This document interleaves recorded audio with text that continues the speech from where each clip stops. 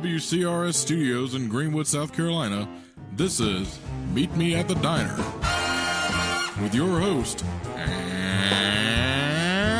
Eller.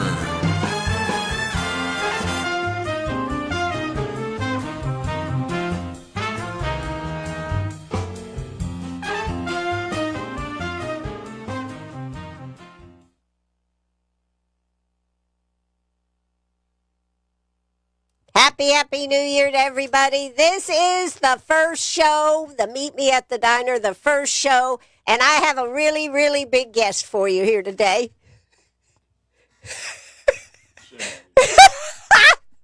I just got told shame on you, Ann Eller, because my really big guest here at the very beginning of our first one for 2025 is Senator Billy Garrett, and it is so good to have Billy with us here today. How are you doing, Senator Billy Garrett? I'm fantastic, Miss Ann. Thank you for asking. I hope everyone in the listening land is having as good a time as I am. Well, you know, I understand you've got a new office down there in Columbia. You've been setting up a new office, a new suite mate, I guess you call them. That's right. Yeah? Yeah, we're all excited. I'm up to the 6th floor. I'm 604A, got one of the larger offices now. And does it have a good view of the city? Actually, it's a view of not the Greenwood building, but the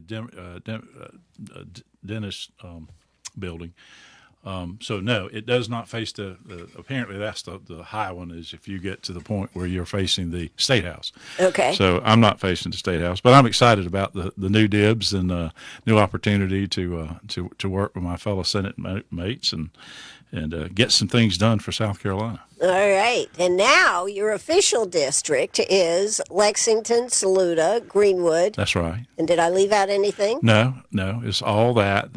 I've got all of Greenwood. I've got a portion basically from 178 and 378 over to the Saluda River and to Lake Murray, and then Lexington down 378 on the Lake Murray side all the way down to the dam. That's basically the basic area of my new district.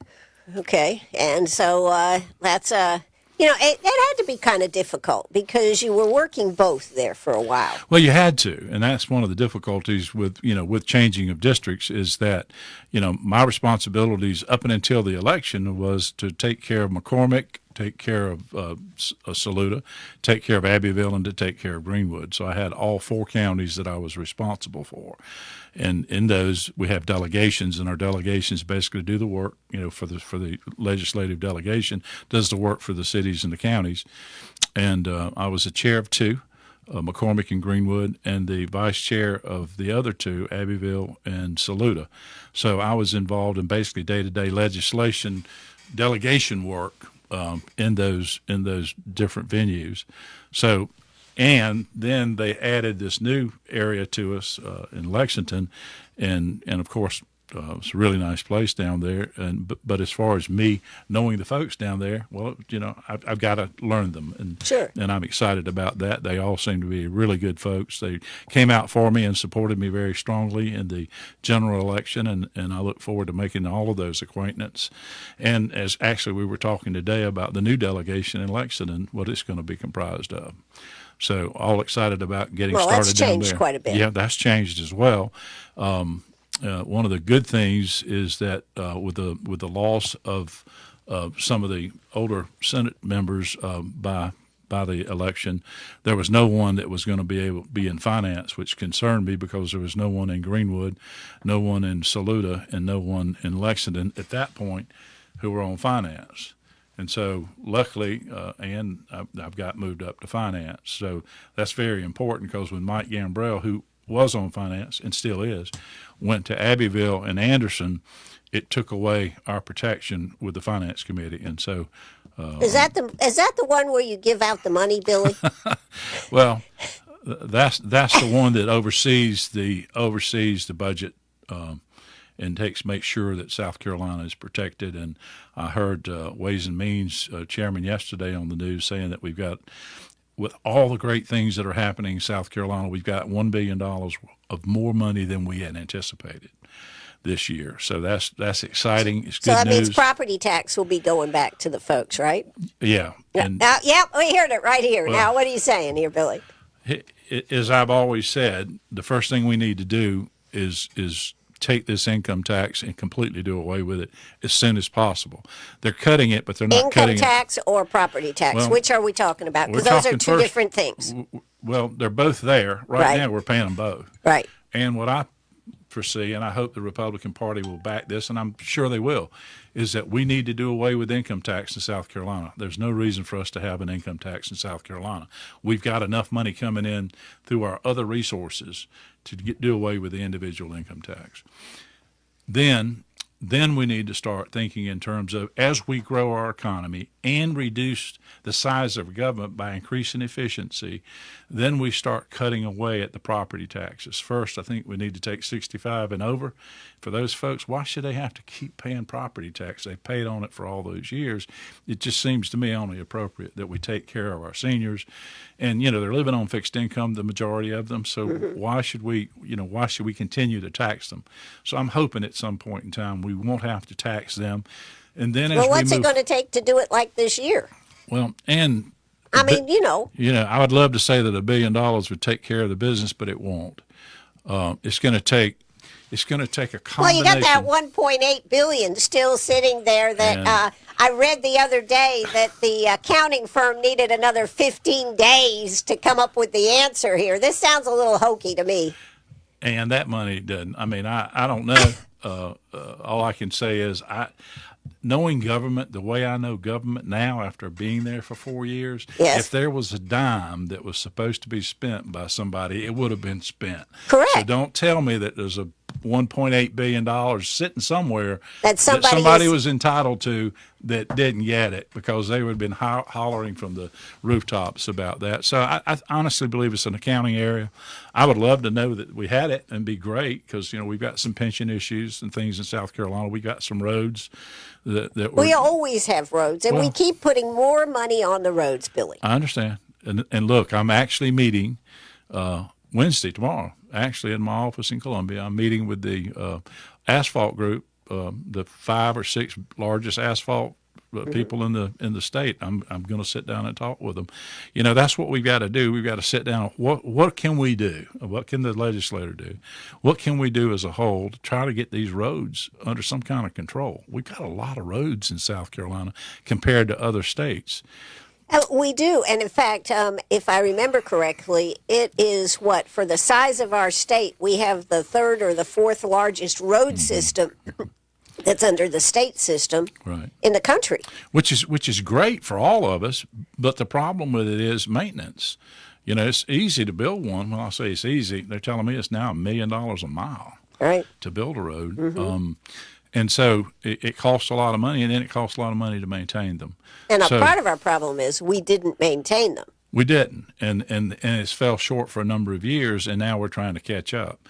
And the other problem is again, in 2008, we lost 2 of our major contractors who were road builders. And those people haven't come back to South Carolina. And, I'm going to talk a little bit about that. They went off in a huff? Did you guys not pay them, or what happened there, Billy? No, I just think, it lost. We weren't maintaining the roads like we should have been, and the money should have been available for them to stay in business. And, apparently that wasn't the case. So, that happened in 2008. But I think we've realized since that we've got to fund. There seems to be enough money. It seems to be that we don't have enough vendors to get the work done. And trying to get people to come to South Carolina to set up construction companies, you're talking billions of dollars. I mean, it's a lot of money involved in all that equipment that you see out there, all the liability that's out there when you're trying to construct a road, during regular business hours, and you got these other groups that are trying to do it all night, working all night to try to get it done. So, I mean, my hats are off to the Department of Transportation. They are working their buns off trying to take care of us.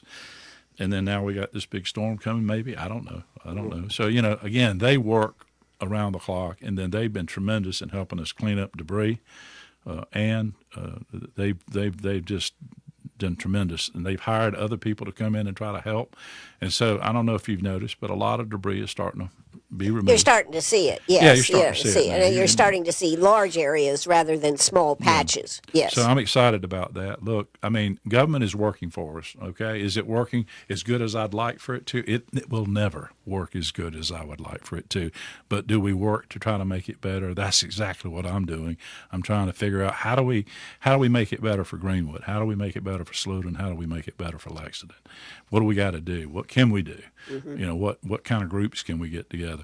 We got to cut the cost of government as well. So, I mean, I'm going to ask this year, now that I am on finance, I'm going to ask them, is there some way that we can go ahead and start incrementally cutting the cost of government at the same time that we cut the taxes?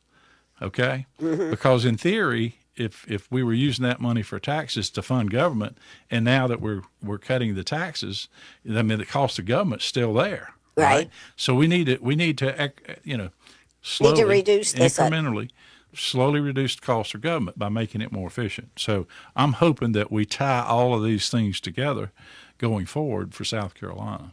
Okay. Well, I mean, that's good if it's in practice. Now, are there any laws any bills, that you are looking at for this year to be able to work on this, or is this going to be all committee meeting? No, there are a lot of bills out there. You know, right off the bat, there's two that are really worrisome to me is the hurricane relief, and we've got to make sure that if our federal government has spent all the money and gave it to the FEMA, whoever, the FEMA part of it, gave it to whoever, these undocumented immigrants or whatever happened. And Mayorkas is saying, I'm sorry, we out of money. Yeah. No money, no honey. You heard what he said. So right. If South Carolina has to step up to the plate, then we need to be thinking in terms of stepping up to the plate for South Carolinians, okay? This is our tax money, and it should go to that hurricane need. So that is a priority as far as I'm concerned. In school choice, I mean, the Supreme Court, South Carolina just pulled the rug out from up under us. Worse than that, it pulled the rug out from those students who had already started and took away their money. So we're in a crisis. So immediately we got to get back and find a way to fund that lawfully. Now, why did they take the money away from the school choice? Because it was being used from the public taxes, and that is unconstitutional, and that's what our Supreme Court said. There's others that disagree with that, but regardless, it's the law of the land. Our Supreme Court has ruled on the subject. So I think what they're going to do now is take the education lottery money and try to use that, which is not tax money, which is, so I think that's kind of using it for a different purpose, isn't it? No, it's for education, isn't it? Well, that's what we're supposed to do. We're supposed to find solutions. And I got a bunch of kids out there who were promised by the government that they could go to these schools and they would be funded by the government. Well, that's not what happened. And these kids are in dire position. We've got to do something quick. So that's what's on the table right now. If that's the ultimate thing that happens, I don't know. I don't know that. But we got to solve it. We can't just let those kids not be able to finish school. So they have gone back to just their public schools. Or alternatively, we have to push them all back into public schools. How's that going to help? Well, I mean, that school choice was choice based on what your parents really wanted you to go, right? Well, that's right. But the parents are the ones who are paying the taxes, ain't right. I know. But anyway, that's again, you asked me what the two most pressing issues are. In my mind, those are the two most pressing that we have to address almost immediately. Now, what about teacher salaries? I mean, we're talking about that we've moved teacher salaries up. And of course, one of the questions is, though, is it enough? Is it enough to fund for example, the math and the education parts of this, where teachers can go work in industry for 70 or 80 right off the bat, and they're only making $49.50 in the school system? Our teachers are a dedicated bunch. I mean, they're just fantastic, and we've tried to, and we're going to continue to try. As long as I'm there, and ever since I've been there, we've got them a raise. And we certainly need to get up to a national average, and we're not there yet. And so we've got to continue to work. Yes, there is other opportunities for them, and they're being hired away. Don't think that they're not. Right. And we bring in Boeing and all these other companies. They're competitive, and that's what the American dream is about. Correct. Go to school and get your degrees, and then ply your trade as whatever it is, and make the most money that you can. Some teachers, of course, would rather just teach, and they're not as worried about the money, but the money has to be there. So, teaching is a profession, a profound profession that only certain people are really geared to do, and my hat's off to them to be able to sit with kids and take care of them and, help them through all the things that they're doing. I will mention that I am working on something called a chaplaincy bill where, like in the military, we have a chaplain, and these would be volunteers to start with.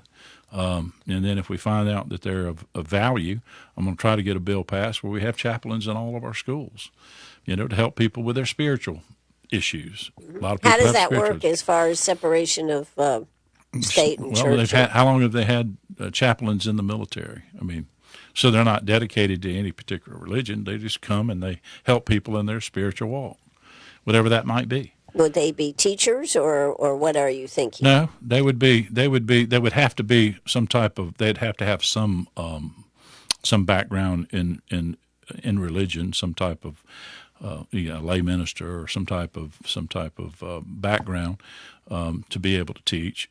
But most of these people would be volunteers to start with. And we'll see how it goes. I mean, they've done it in Arkansas, and so I'm trying to copy some of the other states that are trying to do this. Look, these children are having a real difficult time, man. I don't know about what caused it, but the lack of spiritual growth seems to, and emotional growth, where they got pulled away and separated during COVID. A lot of these kids haven't recovered. And I don't know if they will unless we try to help them. And I think we have to, in addition to having socialization or social services workers and mental health counselors, well, there's a spiritual element of that. Mm-hmm. And I think anything we can do to help our kids is something that we ought to consider trying. Now, this is a bill you introduced last year? This is a bill that I just pre-filed. Pre-filed. I did, yes. Okay. I also pre-filed an adoption bill. Adoptions are taking too long in South Carolina, and We've talked about that. Mm-hmm. I'm trying to speed that process up. So I filed another bill for that purpose. What do you think the possibility? Well, on the chaplain, what do you feel are the possibilities on that? What do you think the level of acceptance of it? Well, you pointed out the question of separation of church and state, and that's always fine, but, they've had chaplains since the beginning of time in the military, and so there is no question about that. It's not freedom from religion, it's freedom of religion. Right. So people don't have to participate. You don't have to go see the lay chaplain if you don't want to. You don't have to go. Well, I think one of the concerns would be, what if they started bringing up Buddhism, for example, in a Christian setting or something. I took, when I was in prep school, mm-hmm. I took a course in comparative religions, and we learned about all different types mm-hmm. of religions. But it was from a school. It was a learning school based. It wasn't from spirituality so much.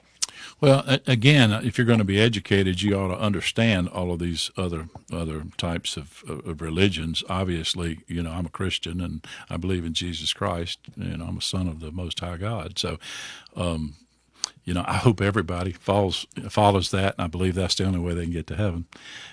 So I'm praying for everybody. I hope they do. But if they don't, and they're following some type of Buddhist ideology or some type of pagan ideology or whatever, whatever it is, we all have free choice. Right. We live in America. We have free choice, and it's up to people as to how they want to conduct their lives.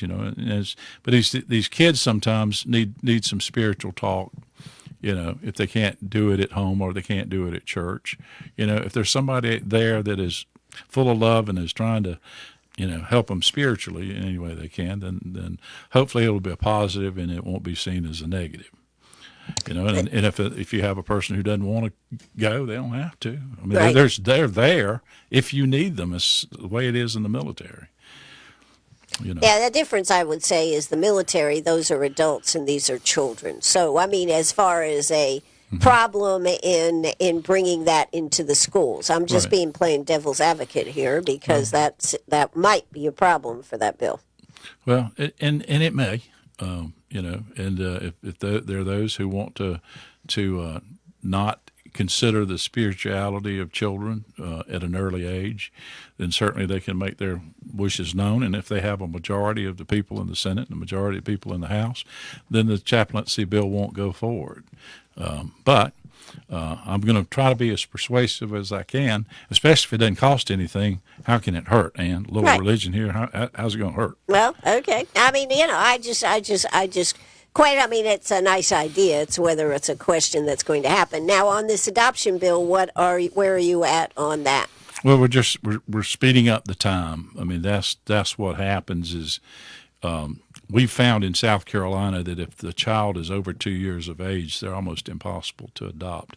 The older they get from 2, the more difficult it is to adopt. I'm trying to get it down to where we can get it. Get a child adopted within a year.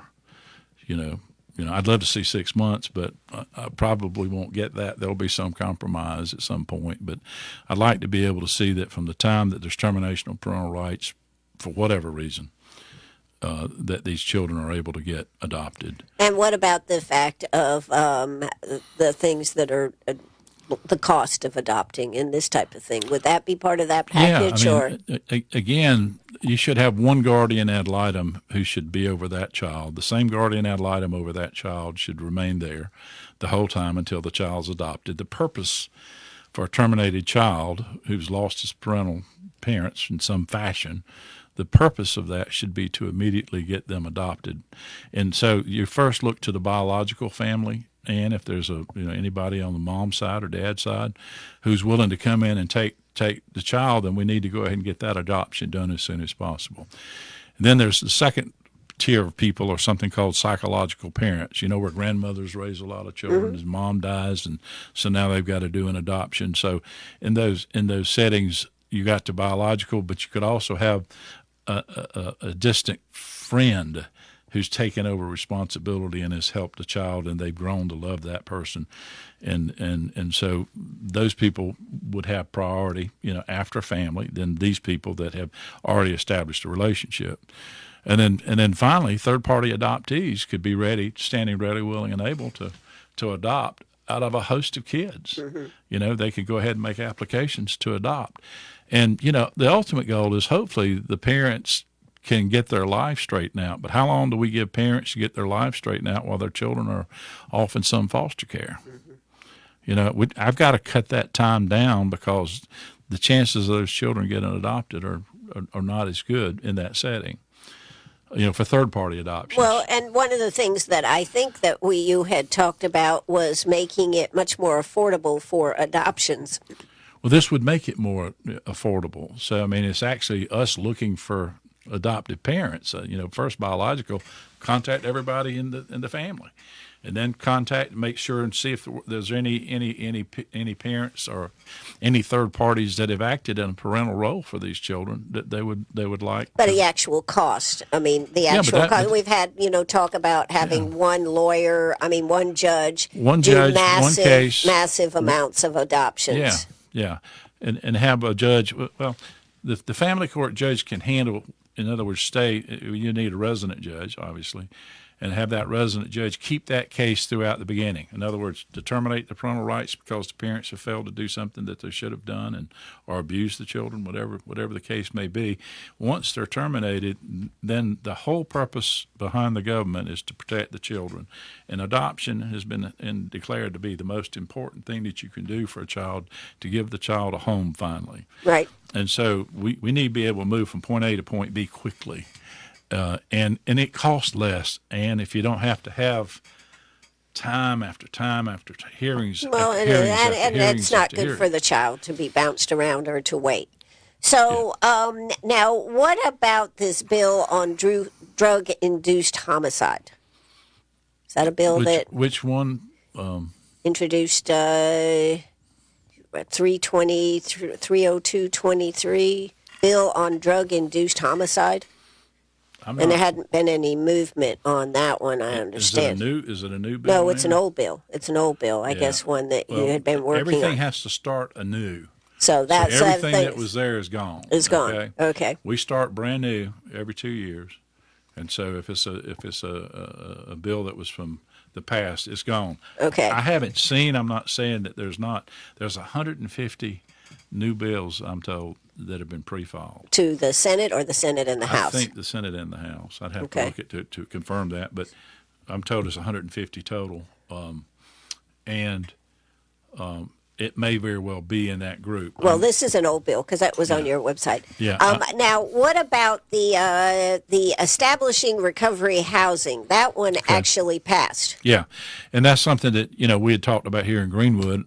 Many of our county administrators and those were concerned that we were getting all of these houses in here, and people were coming from all over the country, coming to Greenwood to stay in these houses for purposes of drug rehabilitation. And they come from all over the country. They come from all over the country, maybe even other countries. And all of a sudden, we were getting these people in, and when they failed out, and instead of sending them back to where they came from, Correct. they just dropped them off here in town. And a lot of these people started. Well, they just threw them out with their threw 'em stuff, out, and that's it. So they had to find a way to do whatever. So a lot of them became homeless, and then. So what does that bill do for it? This person? bill is going to, just like if you're going to open a restaurant, if you're going to open one of these things, you got to get DHEC approval. You got to have a purpose, and the purpose, you got to have some type of, if it's going to be rehab, it's going to be a halfway house, whatever it's going to be, it's got to be licensed. Okay. In order to carry it out. So now, but we have rehabilitation homes, recovery housing here in Greenwood. A lot of them don't have any licensing or anything like that. And particularly if they can stay under the radar with the number of people that they have in the houses. Well, and again, the whole purpose of this, me, I hate regulation. I'm opposed to that, but sometimes you have to have regulation. And well, is this bill just getting started? I guess that's the question. It's just getting started. It's just getting set up. As you know, that we're dividing up DHEC. Right.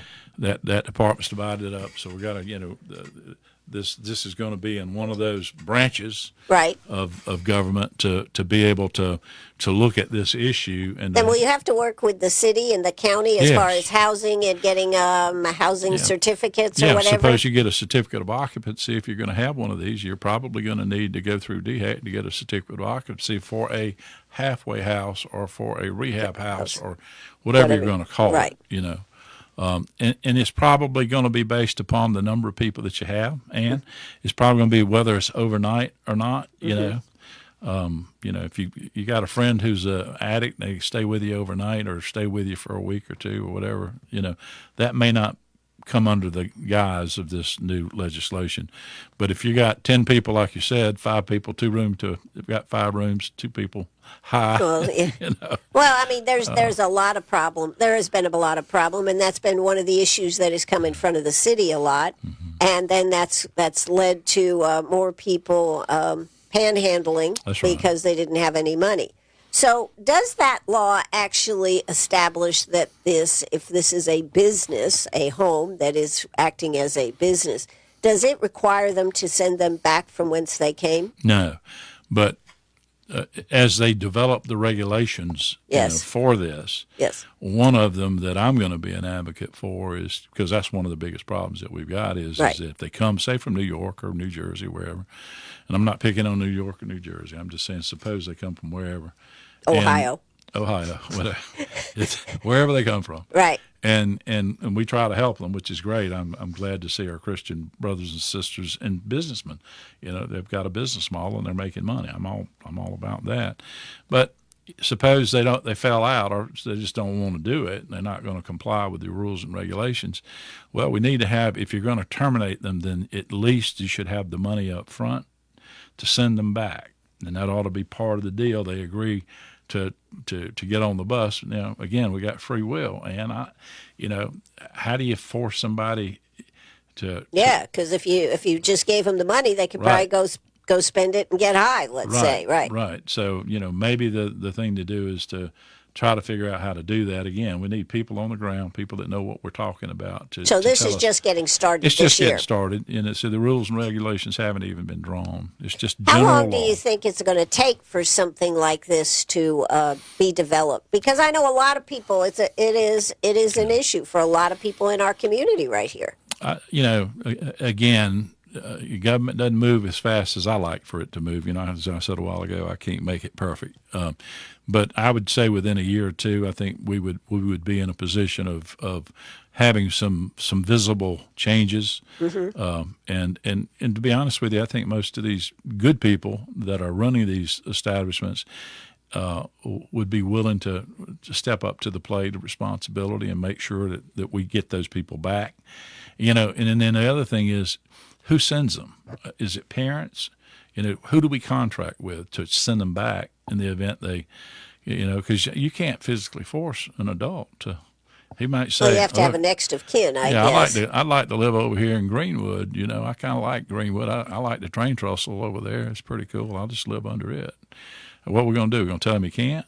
Well, if there's a city ordinance that says thou shalt not live under the train trestle, right? Then that's the way you deal with that. Again, it's going to be a combination of city, county, and state laws ultimately that regulate. So you're saying that the city business. and the county are going to have to work together with DHEC to do this? Yeah, certificates of occupancy usually come from the county, So if you're going to open one of these things, then it seems to me you ought to have a certificate, But you also have to have a business license, and they also have to know that they are a business and not just 4 or 5 guys sharing a house together. Well, and you remember when you had, and these rules still apply. Mothers could take on other children and keep so many children in their house. Right. Well, if you keep too many, right. You're in violation of the rules. So, ever how many ultimately is decided that they can keep safely. With all the fire codes and all the things, all the safety codes that they need to make sure that they comply with, that should be done. And, you don't want these children or older people, for that adults, matter, yes, to suffer, because the location is bad, the housing is bad, the electrician's bad, the plumbing's bad, it's got bad water, just all these regulations, just the same as taking care of kids. Right. If you're going to open up one of these things and you're going to keep more than the normal, right. than the average, then you should be regulated in that fashion to make sure that you protect those people that you're taking care of, allegedly. Absolutely. So let's see. You are excited to be on the finance and banking. Is that what that is? Finance right. and I'm on finance. Right. And banking and insurance. Right. And then I'm on medical affairs. So banking and insurance. Okay. When we come back, we're going to talk about, and he's added a couple of other committees, but one of the things that people have a big interest in, Billy, is what is going to happen with our venues and insurance and regulations and how we're going to deal with that. So when we come back, if you've got a question, go ahead and send me the question, 864-229-7984. That's 864-229-7984. We are coming back right after the break here, so you stay tuned. We'll be back. You are listening to WCRS right here in Greenwood. Let's take it away. We're going to try to do this on the radio, on Facebook Live. I think I've got this down. I may be a little rusty, but I don't think so. Take it away.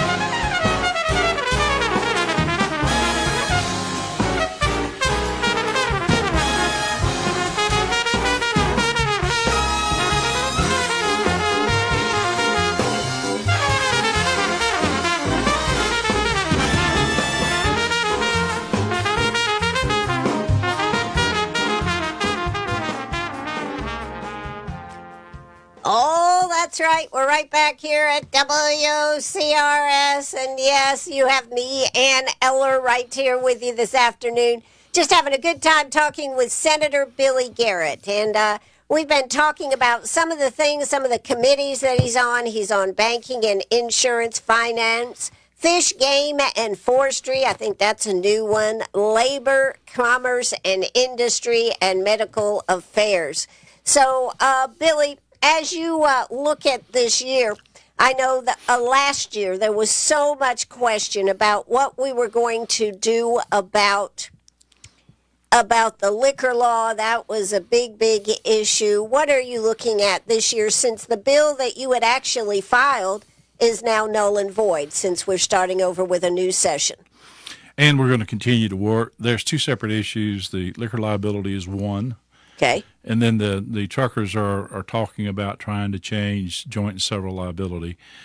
So they're two separate issues. And both of them require separate but close scrutiny and study. I'm actually meeting tomorrow with leaders in the industry as it relates to the asphalt industry. Right. And I'm there to listen. I want to hear what they have to say. But that doesn't have anything to do with alcohol, No, does it? it doesn't. But that goes to the issue of joint and several liability more so. And these two are separate. My bill that I filed would require that insurance companies, number one, disclose the profits that they're making as it relates to liquor liability. They say they're not making money, but the records that they gave us show otherwise. The other thing is they have not given us complete records, and there were letters from our chairman of Judiciary at the time when I was on Judiciary that requested that information. It's not been provided. Even I called the other day to see whether or not they had received anything, and so they haven't been forthcoming, and they need to be. If they are forthcoming with that information, then we can decide whether or not we need to regulate it at all. Here's the deal. In 2017, before I was a member of the General Assembly, the General Assembly made a decision to require $1 million worth of insurance, so forcing people, small businesses, to get an insurance policy to protect them in the event they get sued if you serve liquor. Okay. So that was the deal. But when you do that and you don't regulate it, you distort the market. What do I mean by that? Well, you're forcing people to buy insurance, okay? Mm-hmm. And the reason that you're doing it, if somebody gets hurt and all you've got is $25,000 policy, and that's all that's required in South Carolina, and you got $1 million claim, suppose you killed a doctor who was in his 30s, or her 30s, and had a full life. Anybody's life is anybody's life is worth more than 25. I'm just saying that if they make $1 million a year and they've been killed, they become, that family then becomes a ward of the state. And so I understand the logic behind why they did that, but when you do that, you distort the market. So basically, insurance companies. What do you mean by distort the market? Well, supply and demand. If you make somebody have to buy something, okay, and you're taking away their ability to whether they buy it or not, and then to price it. So it gives the insurance companies carte blanche to charge whatever they want because you got to have it. Right. You can't fix that. You got to have it if you want to sell liquor. Well, if you want to drive a car, you have to have insurance. You got to have it. You got to have it. So, so those rates, now, if the car insurance are generally, those rates are maintained, they're competitive, okay? But when it comes to liquor liability and you're required to have $1 million worth of coverage, some insurance companies will write it, some won't. And that's what they were threatening. Well, we're just not going to write insurance for you. Well, back when they did that in 2017, did they immediately go to requiring everybody to have $1 million? Yeah. They did. If you're going to sell liquor in South Carolina, open liquor, you had to have $1 million worth of coverage. But their rates then must have been a lot more affordable than. Well, they were. And that's my question. That's the problem, man. Okay. That's the problem. Insurance companies, and they may be justified. I don't know. I mean, I really don't. Until they give us the numbers, how are you going to know? Right. And they may be justified. But at this point, they still haven't given us the information that we need to be able to determine that. We distorted the market, or the General Assembly did when I wasn't a part of it. And so if an insurance company can charge you anything that they want to charge you, and if you can't pay it, you lose your license. Who's the problem here? I mean, who's the problem? Well, I think always in the past we've always had options. If insurance company A was not reasonable, it was free market. Then another company would write it, and they would write it for a lesser price. But suppose 4 or 5 of the insurance companies, the major ones that are writing it, so we're not going to write it in South Carolina anymore. We're just not going to do it. Right. Okay. And so that's the other part of it is, should we make insurance companies who are writing all this other insurance, and now they want to take this market and they want to do away with it? It's like hurricane insurance. I'm sure people down on the coast would like to do away with hurricane insurance. Right. But if they're going to cherry pick and they're going to have all these other insurances, homeowners, car, right, life, whatever, think about it. They should do right by the people. Well, how can the Senate, House, the state of South Carolina force insurance companies, quote, to do right? Well, if you want to write these other policies, then you have to write the mandatory policies. So you can't just say I'm not going to write it. But I can make it unbelievably expensive for you, so that. Well, that's the problem. That's right. What's happened. So some of these people right here in Greenwood, I met with like 15 of these bar owners, and looked at this situation and just frankly just was able to help one through others get insurance coverage where a lot of these companies had denied the coverage. And I'm talking about people here in Greenwood or people in our surrounding area that haven't had no claims filed against them. Right. And yet their insurance went up 400-500%. Now, Ann, I understand it going up 20%, for inflation and whatnot, but 500%? No, I agree. So we have to do something to help small businesses in this setting, and we have to. If it requires regulating the insurance, then if we're going to keep what would be the mechanism to regulate it? That's what my bill did. My bill turns it over to the Department of Insurance. Number one, the Department of Insurance would then be able to get those records to really see whether they're losing money or not. They were trying to compare earned premiums against payouts. Well, if they earned premiums for 3 years and invested that money for 3 years for all those people in South Carolina, and they only had to pay out as when you're looking at part of it and not all of it, mm-hmm. I've got a problem with that. And really, I don't like regulation to start with. Okay, so but if we got people that are charging 300% and people are being forced out of business, then somebody's got to bend somehow. These people don't need to be going out of business. We need to protect our small businessmen. Right. And insurance companies don't have a right.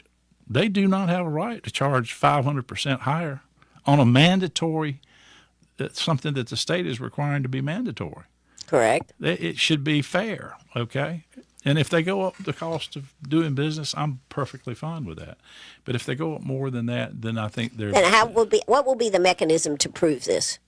Well, again, if the State Insurance Commission will go ahead and talk to them, make them produce these records. And again, I don't need to see the records. I just need to know whether or not they're actually losing money. Mm-hmm. Okay? If they're actually losing money, then we got to make some adjustments somehow because everybody needs to make money. Right. I mean, I'm fine with that. But by the same token, we need, and then the reason they did the $1 million worth of coverage is we're number one or number two or number three in death or fatalities from drunk drivers in South Carolina. So we got to do something, Ann. Otherwise, I these think people that's are becoming. That's a two-part problem, then, isn't it? Yeah. I mean, these people are becoming wards on the state. I mean, if you kill somebody's bread earner, or you kill somebody, like you said, I mean, $1 million is nothing anymore. Right. And so the requirement that they pay these fees, and then when they become exorbitant, somebody's doing something wrong. Okay, it's just not fair. The free market's not acting right. Correct. Okay. So you're saying that the free market has to be reinstalled in this, and there needs to be a pool of insurance. You can't have one insurance company writing the rates because then that is not a pool. And see, Ann, they need to be required to write this kind of insurance. I'm sure that they would like not to have to write this insurance, and they would like to go write some insurance in some other state. I'm sure that's the case, but you can't have the cherries and pick only the cherries and not get a few pits in the process. Well, in insurance business, like anything else, you got the good and the bad. Right. And when these hurricanes all hit, a lot of these companies tried to get out of insuring these properties down in Florida. Florida went in and said, no, if you're going to do all these other types of insurance, then you got to do this too. You got to take the good with the bad, and you got to underwrite it at a fair price. And you got to underwrite it because these people are required by law to have it. Right. See, and so I don't like regulation, but if they're going to charge 500% more to somebody and run them out of business, then yeah, I'm talking about regulation. Okay. So you have not the bill that you had filed last time is not being refiled at this moment. Not at this moment. I want to see what the leadership of the Senate and the leadership of the House. We all know it's an issue. We all know it's something that's got to be addressed, and we all are going to address it. The question is, how do we negotiate and find some middle ground where everybody can be protected? One of the things that I know you got criticized on that there were some bills out there that addressed some aspects of the liquor liability. Now, they did not pass either, but there was a big push to get some of those enacted. What do you have to say about those? I'm some of those I'm fine with. There were some that were saying, okay, if you got $1 million worth of coverage requirement, if you put in these safety nets, and you do this at a bar, and then we'll reduce it to $750. If you do more than that, and you do, a lot, right, we'll reduce it to $5. And then if you do absolutely everything you can possibly do, then we'll reduce it to $250. Okay, right. So the amount of coverage would lessen based upon the performance of the bar owners. Okay. So you're saying so I'm okay with that. I mean, that was what the House was trying to come up with. I'm my purpose is to come up with a solution that solves the problem. We got too many businesses going out. Okay, right. This is a bad time anyway, though. A lot of those businesses are having difficulty. Look, you got a lot of places that don't sell alcohol that are restaurants that are going out of business based on this Biden economy. I'm sorry, this inflation at 20%. How do you make 20% on $2? A $2 meal, or you with me? And right. And it costs $3 to produce it, and you've been selling it for $2, and now you got to charge $4 for it to make a profit. And all you have to do is look at the fast food industry and see what used to cost $20 to take a family out for costs $50, $60, $70. Yes. I stopped by Arby's yesterday, and it cost me $15 for a sandwich. Wait a minute. For a sandwich, Billy? Yeah. One? Just one sandwich? A good one. It was a large one. Okay. I'm a pretty good sized guy. I got to have plenty of protein. Right. But $15. Yeah. And I was shocked by it, really, because historically I'd probably, paid $6, $7 for it. I mean, I was just like, wow. And so if it's costing me that much, it's costing everybody that much, So, and I don't see the lines like I used to see them. No, you don't. You don't. You don't see the lines where people. And I think the other thing that you're seeing in grocery stores, there are empty shelves. There are. And you never used to see empty shelves, and you used to always be able to have 3 or 4 choices of something. Now you go in, you may have one choice. Yeah. Well, I was in the grocery business, and to see the price of eggs at $5, $6 for a dozen, really?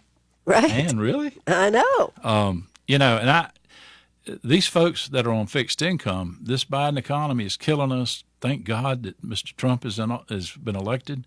I can't wait till he gets to work. We got to stop this immigration. What's going on here with this immigration? Mm-hmm. South Carolina is going to step up to the plate. We're already working, as I told you before, we're working on that to try to assist the federal government, by having our counties licensed, by ICE to be able to help them with what it is they're doing. And I'm hoping that the rest of South Carolina will join that. Lexington County was already one of those, Greenwood County, and I think Charleston. And so we're trying to get everybody licensed, all the county sheriffs to get licensed so they can assist with ICE in that process.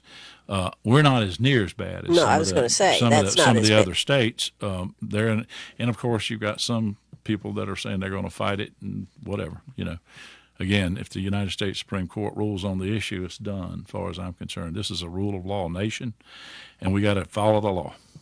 So just to get back and just clean up this one on the alcohol thing, do you think something is the alcohol insurance? Do you think something is going to be done in this session?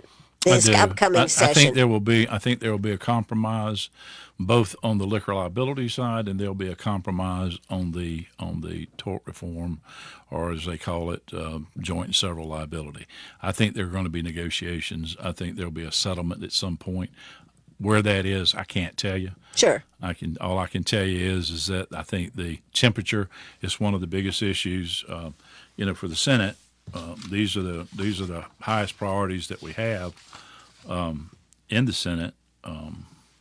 See if I can get those. Well, the deliberative body that never moves very fast. Well, is obviously the school choice is number one. Okay. The safety, we got to do something about trafficking in fentanyl, and we got to help the SLED Immigration Task Force and this homicide by fentanyl, criminal gang organizations, organized retail crime, and we've got to do something about that. Tort reform is another one that's on there, and energy. We've got to do something about energy, and there's two nuclear reactors that are unfinished, and we need to try to figure out a way to sell those and get those up and running. Mm-hmm. The government needs to kind of get out of the business. Okay, where does this alcohol bill fall? In the tort reform. Tort reform. Yeah, they don't have it as listed as that. There's unjust liability laws are threatening small businesses and hurting South Carolinians. So that's what they're saying about it. And so, again, I think there will be compromise on that at the appropriate time. And so it's something that's going to be debated early on. Is it? So I think first off we're going to take with hurricane things. I think then we're going to take care of the school choice issue. And then I think next thing is going to be this issue of liquor liability and joint and several liability. Okay. All right. So I did have a question come in. They wanted to know if you are pulled over as a lawyer. Now you can put on your lawyer hat. Okay. If you are pulled over and you refuse a breathalyzer, somebody said that they thought that a law or something had been done that you would have to have that machine that every time you turn on your car you have to breathe into it. Is that true? No, here's what happened. In South Carolina, if you take a driver's license, one of the things you consent to is if asked by law enforcement to give breath, blood, or urine, you have to agree to that. You've consented to that the moment you sign for your driver's license. Okay. So let's suppose an officer stops you and says, I'd like for you to take the following field sobriety tests, whatnot, and you refuse them. And if the one that they ask you is the one that's required by law, breath, blood, or urine, and you don't take it, then under the new law that just passed, is they can make you, until you have your hearings and whatnot, if you want to drive, you can not drive and not have the device. But if you want to drive, you got to have that device on your car until your case gets disposed of. So do you have to keep it on there forever? Well, if you're found not guilty, the answer is no. If you're found guilty, you will have to keep it on there for a period of time, and that'll be determined when you go through the ADSAP program and how long you need to keep it on there. If you do good in the ADSAP program, you meet all your requirements, it can come off, usually before years out, it'll come off. But it's not a forever thing, because they were under the impression as long as you're driving, you've got to have that. No, that's not the case at all. But you will have to keep it. And I made the argument on the floor that I was concerned that it might be unfair to take somebody's driver's license and before they have what we call an administrative hearing to make sure everything was done correctly or not, that they require you, in order to drive, that you got to blow in this machine. So now you got to go find somebody that sells one of these machines. You have to have it installed in your car, and then you have to have the government check it out to make sure that it's within reason or correction, and then you got to blow into it before you can drive the vehicle. Well, that's I don't know how much that costs, but that sounds like it could be expensive. Just around $100 or so. Oh, is that all? Oh, yeah, okay. It's around $100 to put one of those devices in. Yeah. And then you have to pay a maintenance on it. So it's not just there's a maintenance that goes with it. Okay. All right. Okay, well, we are here with Senator Billy Garrett. We've been talking about a lot of different issues today. what else would you like to talk to as we wind this up here, Billy? Anything else that you would like the folks to know? No, I just, the House priorities, and this is important for me, once again, deliver historic income tax cuts. I mean, again, I can't express how income tax. I think we got to get through the income tax. Are we going to be able to do away tax. with income tax, or are you just going to are you going to have? Is that where a sales tax is going to come on? Probably at the end of the day, that's what's going to happen. It'll be in the form of a sales tax, which we already have now already. That's why we have so much. South Carolina's doing so well. We got over $1 billion of what was anticipated. So $1 billion worth of sales tax. Well, we should be able to start cutting back incrementally, and I would like to see it done a little quicker, but our finance chairman, Mr. Harvey Peeler, has decided to do it incrementally to make sure that there's plenty of budget money, to make sure we've got rainy day funds like you wouldn't believe. Like $1.8 billion? No, that one doesn't probably exist the same. Come on now, Billy. I know that 1.8. Somebody is just hankering. What do you think? Okay. Now, this is just the suppose. What do you think they're going to come back with on the 15th? Because that's supposed to be the drop dead date, January 15th. This, and we've spent a lot of money, haven't we, on these forensic accounting? Yeah. I think at the end of the day, they're going to say that it was an entry. It was an incorrect entry that was perpetuated, that at some point somebody who was in charge allowed it to continue to perpetuate without blowing the whistle, because it would be more devastating to let everybody know than it would be just to hide it and keep. And I don't know that. Okay. You wanted my guesstimate. Right. But, I mean, the money's actually sitting in this account. We have verified this. The money's not in the account. Oh, well, see, this is news breaking then. I didn't know it wasn't sitting in an account. No, it's not. I mean, it's alleged to be in an account. Alleged. Yeah, okay. It's alleged to be in an account. But I can assure you, as I said a while ago, if somebody had themselves budgeted even $1 million, not $1 billion, 500, yeah, whatever, 50,000, 50 million, yeah, or even $10. Right. Okay, I can assure you, right, that person would have been there at the Senate door saying, and the House door saying, "Where is the money that was allocated to me?" And that didn't happen. So nobody stood up and said, we were funded this, and we need this, and why didn't we get it? It was paid for, funded, approved, et cetera, et cetera. Then I would say the money had better be there. Okay, right. It better be there. Correct. If it's not, then somebody's really in trouble.